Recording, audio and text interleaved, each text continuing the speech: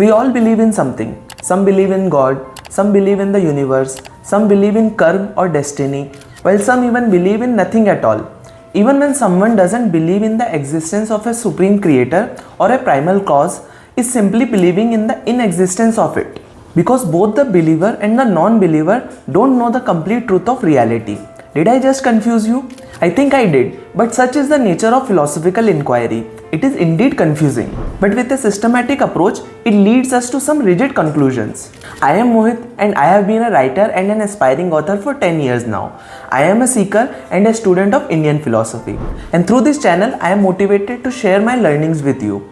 But before we begin, let me ask you this. Have you ever asked, why do we even believe?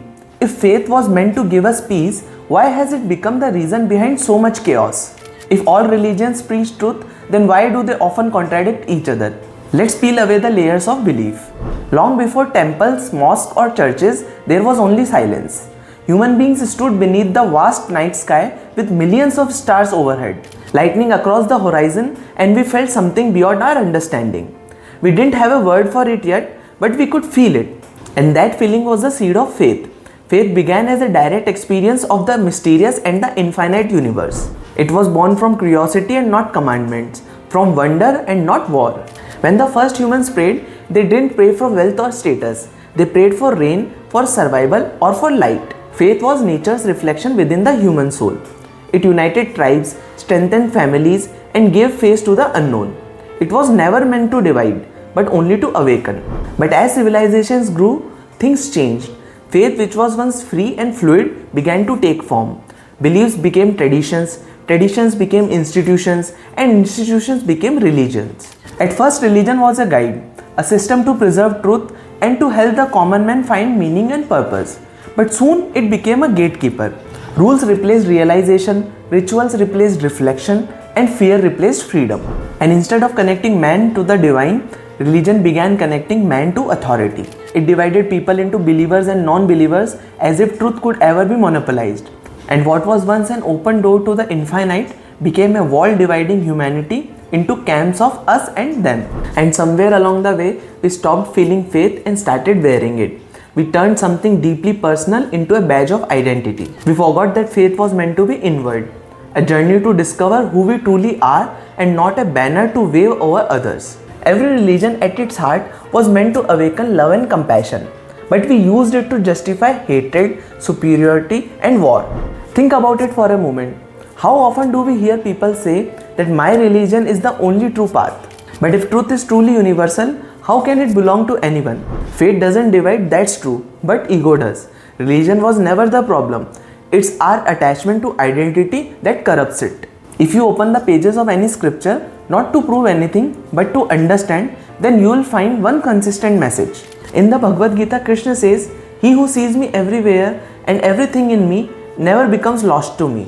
In the Bible, Jesus says, "The kingdom of God is within you." In the Quran, it says, "Wherever you turn, there is the face of God." And the Buddha simply says, "All things are interdependent." Here, languages are different and even the cultures are different.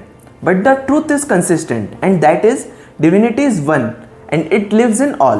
It's us who separated it, gave it different names, and then began to argue whose name was correct. But the truth was never meant to be named. The truth is meant to be realized. Today, we live in the most connected yet divided age in the human history. Technology connects our words, but not our hearts. We can access any scripture on our fingertips, but we rarely reflect upon a single verse. We debate whose God is real, whose tradition is pure, whose culture is superior, but deep down, we all cry, love, and hope in the same way. It's ironic, isn't it? The more we talk about peace, the more polarized we become. The more we preach unity, the more divided we are. Maybe the issue is not with religion, maybe it's in the way we approach it. So what should be our approach? Perhaps returning to faith. But what does returning to faith mean? It means that going beyond religion to its very essence. It means realizing that no single book, no single teacher, and no single path owns the truth. It means to see that divinity doesn't need your defense.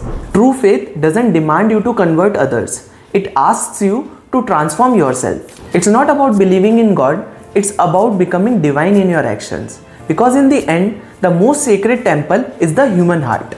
When you help a stranger, when you forgive someone who hurt you, when you choose love over ego, you have practiced the highest religion in the world, and that is compassion. Now, what does it mean for our modern lives?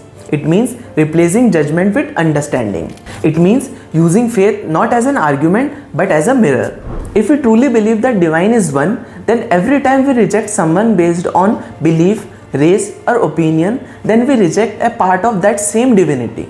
True faith helps us to listen, to empathize, and to grow. And that is something our world needs now more than ever. Because humanity doesn't need another religion, it needs realization. So next time you fold your hands to pray or sit down to meditate, don't just ask for things, ask to understand. Ask to see the same light in others that you see in yourself.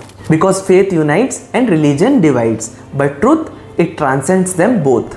And when you realize that, you stop being just a follower of faith, you become a living expression of it. I will leave you with this thought for now. Let me know your thoughts in comments. Like, share or subscribe as you see fit. I will see you in the next video with another topic to spark your curiosity. Till then, take care, be happy, and remember, Krishnam Sada Sahayate.